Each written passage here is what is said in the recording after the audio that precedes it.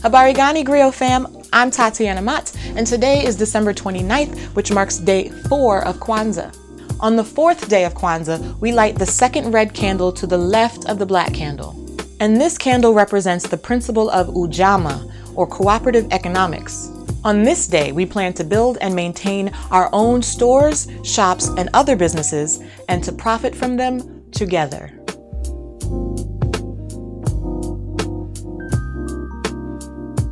Many of us are now familiar with the story of Black Wall Street in Tulsa, Oklahoma, and as we continue to pay homage to our ancestors by ensuring their struggle and fortitude are not lost in the history books, it's important for us to also pay homage to the current Black Wall Streets that exist around us today. There are more than 2 million Black-owned businesses in the United States, and with the advent of the internet and mobile apps, you don't even need to live in the same neighborhood to patronize one.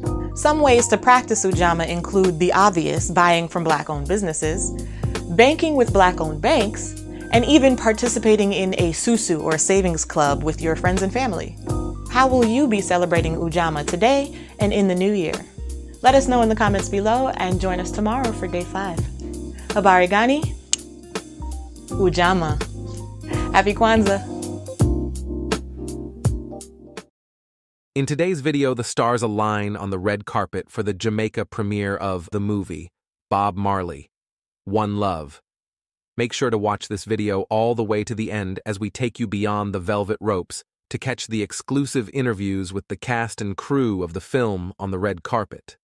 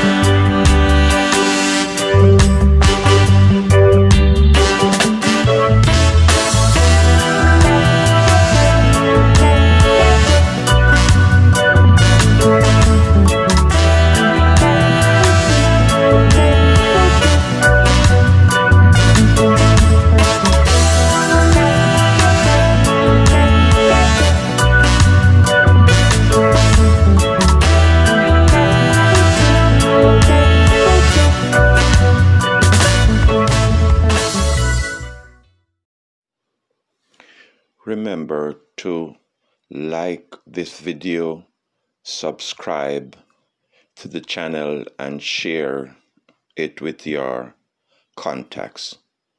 Thank you.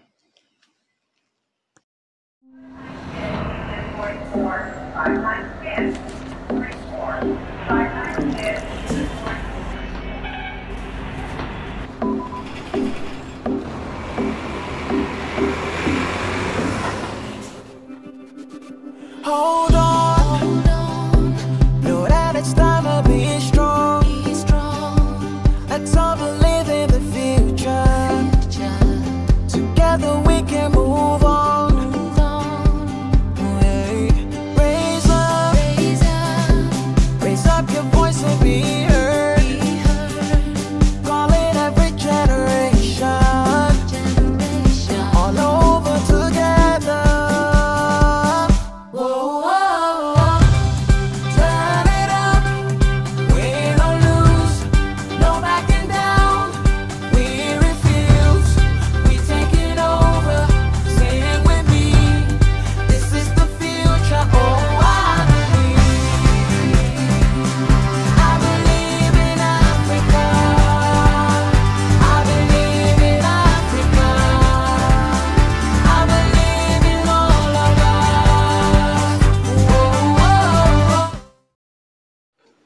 Greetings again, brothers and sisters and cousins of the other races who support our struggle for economic equality with the other races. My name is Neville Farkey, and I am the coordinator of the Black Economic Network. Welcome to another episode, and I hope you will have a healthier New Year 2024 and a more profitable year than last year. This episode is a follow-up. Certainly the first segment is a follow-up to the previous video, video number 60, I think, in which the title of which was The Bad, the Good, and the Ugly.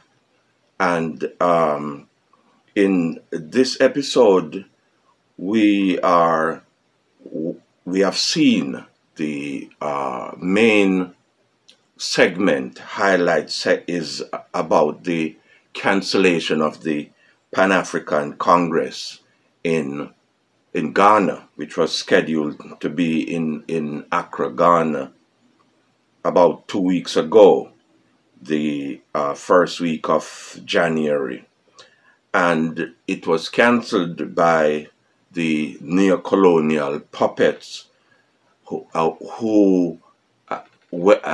as you saw in that previous video, video number 60, was basically reporting to the Secretary of the United States about and complaining and undermining, pretty much asking them to join and help to get rid of Captain Traore in Guinea-Bissau and the other recent changes, military coups that have thrown out the French out of their countries and have taken over the countries and are making major economic changes to help and improve the life of the majority of their people. And Ghana has recently, which the home of President Kwame Nkrumah, that great Pan-Africanist leader, that home which was doing so well under his leadership by getting rid of the British and the colonial powers from North America and Europe, and especially the British had changed the country so much in a few years in the 50s, and made the country pretty much self-sufficient in most of the basic items that the average person needed through a process of state-owned enterprises and small private enterprises, small private business had changed the country and was overthrown by the CIA, working in collaboration with the British and the other European imperial powers. And Ghana is back in the arms of the IMF, and conditions for the majority of people, any country that goes to the IMF in particular, and the World Bank to a lesser extent, but especially the IMF, is doomed. Rich people will get richer, but the poor people will get poorer.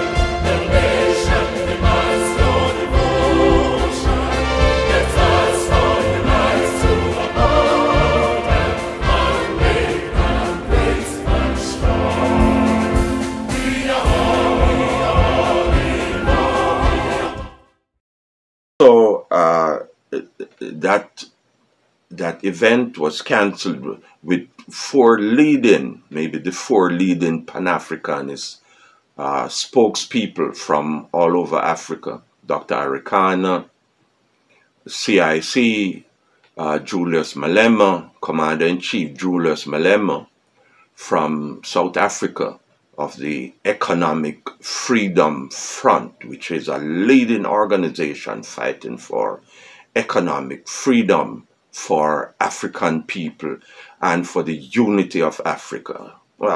Political, so-called political independence without economic equality is almost useless, because at the end of the day, the bread and butter is the most important issue for all humans, and without the government making the radical change in the ownership of the means of production and stimulate, encourage the ordinary people, the majority of the people in the country, and mix up the government controlling certain key enterprises, doesn't rule out some limited amount of foreign ownership, but the bulk of the resources can't be owned by foreigners, by white people, to put it bluntly, and by foreigners and a few local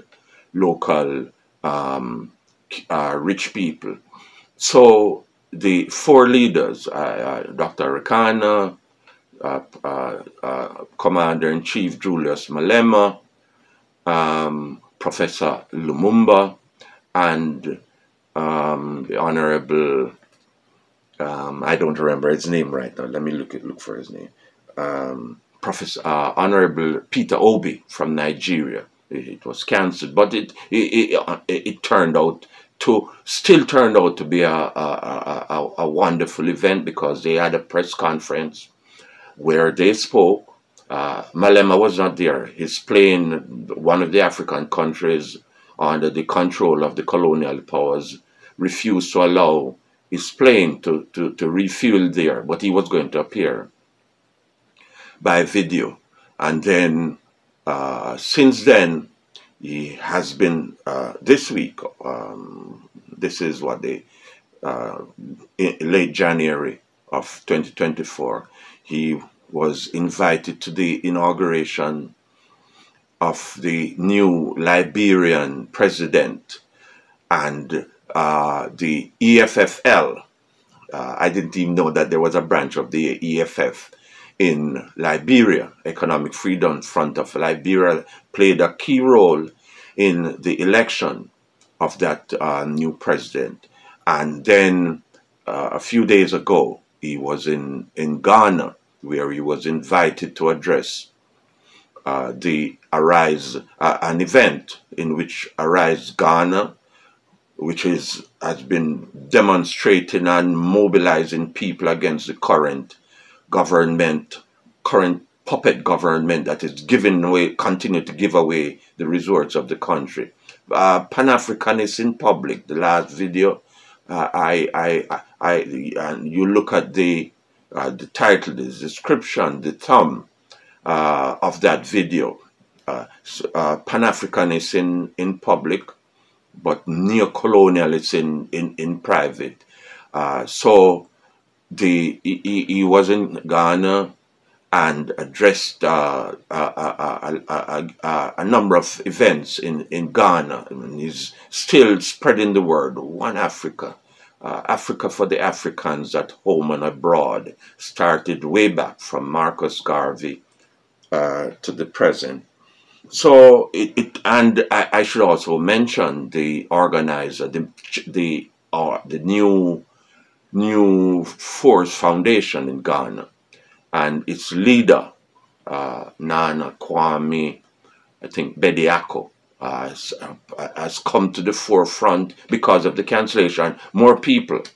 Sometimes the wicked people do things that they think will hurt you, but it works to your benefit. And I've been paying more attention to a quote from Martin Luther, from Dr. King, which paraphrases. I'll paraphrase it, and the common saying is that the arc of history is long, but it bends towards justice. Oh, okay. So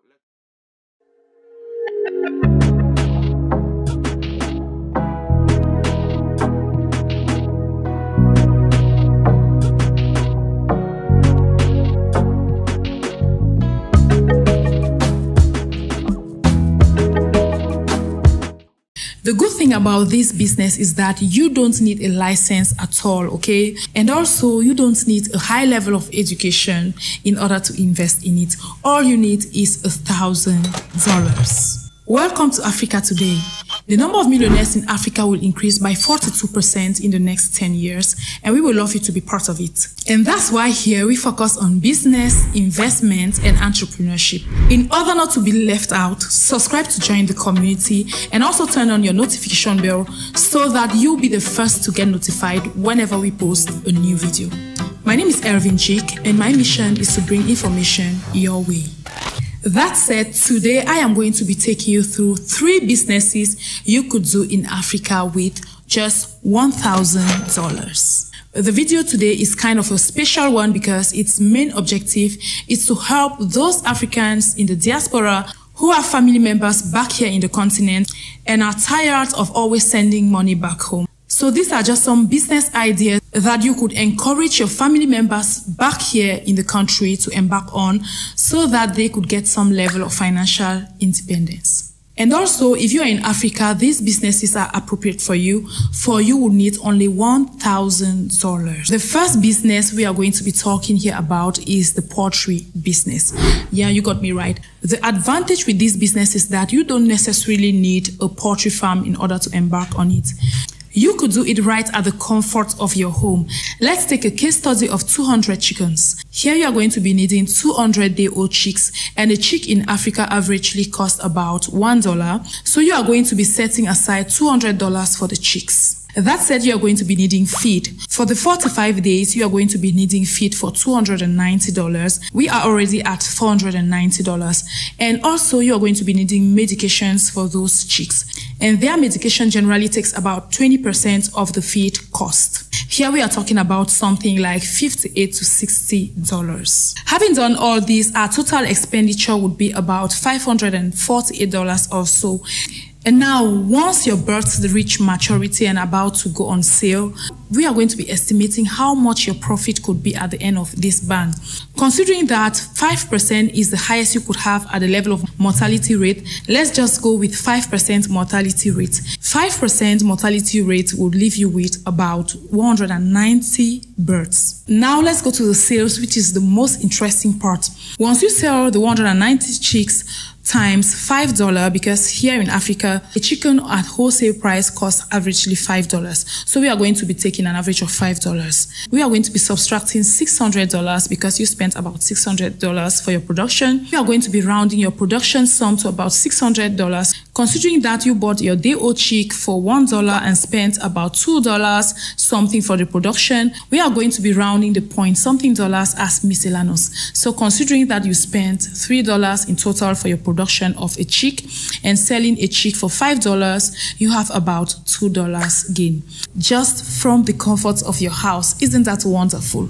Remember that all this is without a fixed capital. You didn't spend in building an infrastructure for your production. This is just a small scale, okay? And you're also going to notice that we spent a total of $600 out of the $1,000 you set aside for your business. The reason is that it's better to try any business in a small scale before going to the large scale. And in a business like poultry production, you need to gain experience because there are some mistakes you might make as a beginner, and it would be preferable for you to make those mistakes in your first 3 productions, as I would say, and it's better to start off with at most 2/3 of your capital.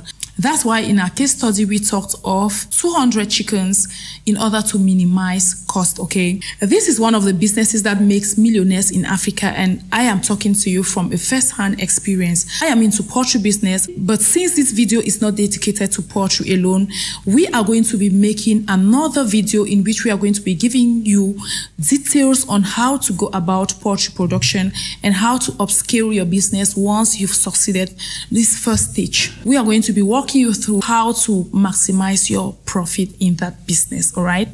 The next business I'm going to be talking here about is a business that has a return investment of over 70%. This is something you could do as well with $1,000. We are talking here of retail business. I know in Africa, when we talk of retail business, people think of dresses, shoes, phones, laptops. it is neither of those businesses. We are talking here of accessories, okay? And not any type of accessory. We are talking of a special type of accessory. All of us know about iPhones, right? You are probably using an iPhone, I guess. And if you are in Africa, you know the difficulties we face whenever we want to acquire our iPhone accessories. So the retail business we are talking here about is the iPhone charger. Yeah, you got me right.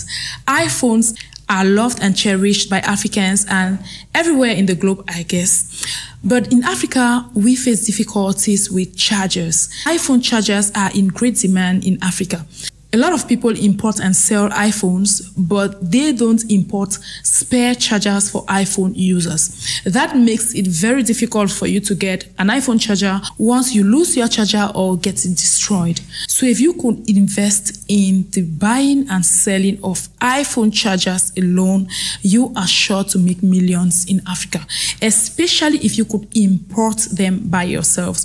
But like I said in this video, we are talking of a business you could do with $1,000. Once you've sold and resold and made your profit, you could then upgrade to importing those chargers yourself. And you know that online business is very profitable right now. You don't need a physical shop.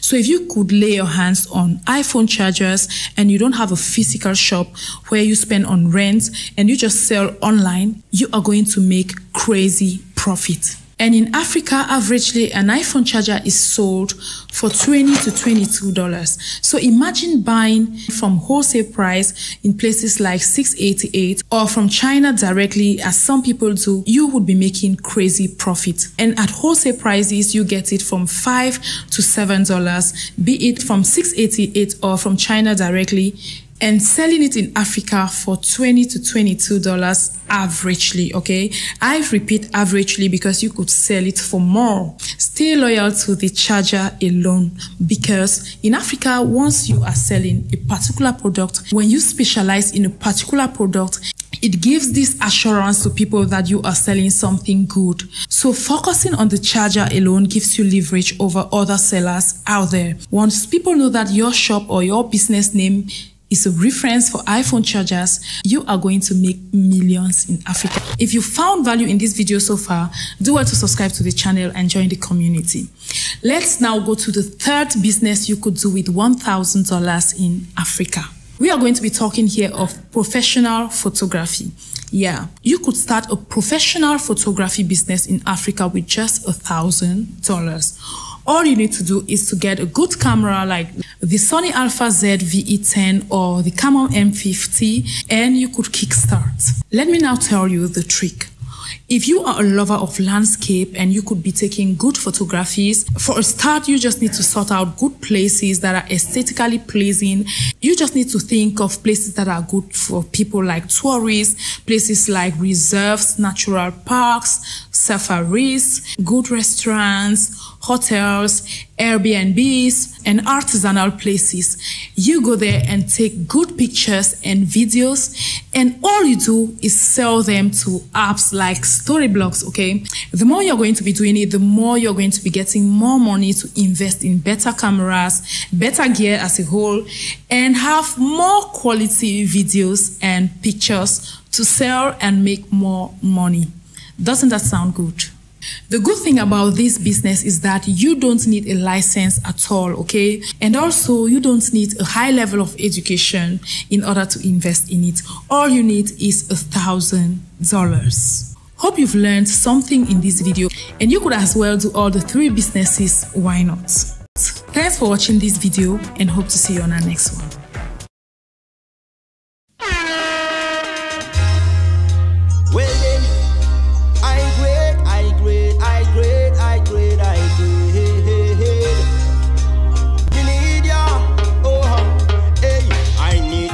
In my brain, so bring the medication for my brain to heal the whole of the nation from the pain and break up all the circles and the chains. I need some meditation in my brain, so bring the medication for my brain to heal the whole of the nation from the pain. Break up all the circles and the chains. Hey, no, this could never be no man killer. In this segment, I will continue to read from the Black Business Guide. I'm reading for people who are watching the video on their cell phones and the text will be too small for them to read. Chapter 2, Lesson 1. I wanted to know why and how to help. For many years, I asked myself why we were the poorest race almost everywhere I go. I had many serious debates with my parents, especially my father, who had a small business, about the cause of our status at the bottom of the economic pyramid. From the 1970s, I read a lot and spoke to many people about this problem and what should be done to change it. I got involved in organizations that wanted to change our condition, even in a little way, but such organizations had only limited success. Before the Black Power movement of the 1970s, the most common explanation was that the African race was the poorest race because most black people were lazy and did not have as much ambition as the other races. Well, I knew that was not true, that we were the laziest race, because most of the black people who I saw doing the hardest and dirtiest work, for the lowest pay were black people. Also, it was because they were ambitious that many were able to educate their children from the low income they got from doing the hardest work.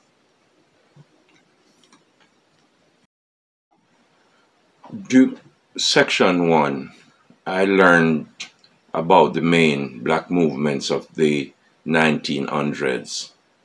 During the 1970s, when the cultural and political Black Power movement was very active, I learned about the teachings of international black heroes and their movements.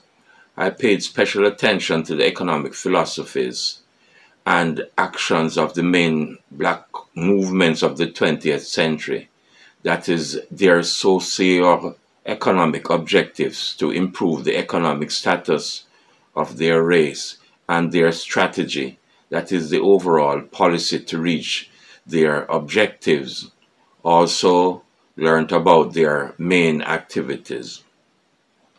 I am looking briefly at the history of the main black movements of the 20th century, especially their economic strategies and the impact of these strategies, because the main goals of the BBG, the Black Business Guide, is to encourage black people to grow their own monetary, firstly, for the economic independence of their family, and secondly, to contribute to the struggle for economic equality of black communities and countries with the other races.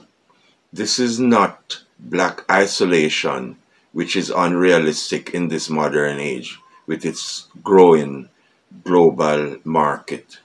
We must not be selfish and short-sighted to focus only on growing the family business and ignore community development, since they help each other.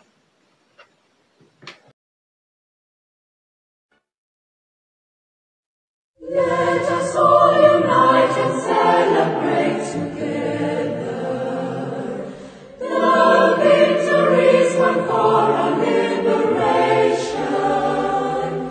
Let us dedicate ourselves to rise together to defend our liberty and unity. Oh, sons and daughters of Africa, flesh of the sky and flesh of the sky,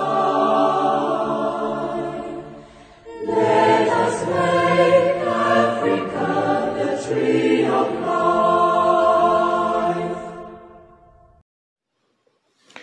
Remember to like this video, subscribe, to the channel and share it with your contacts. Thank you.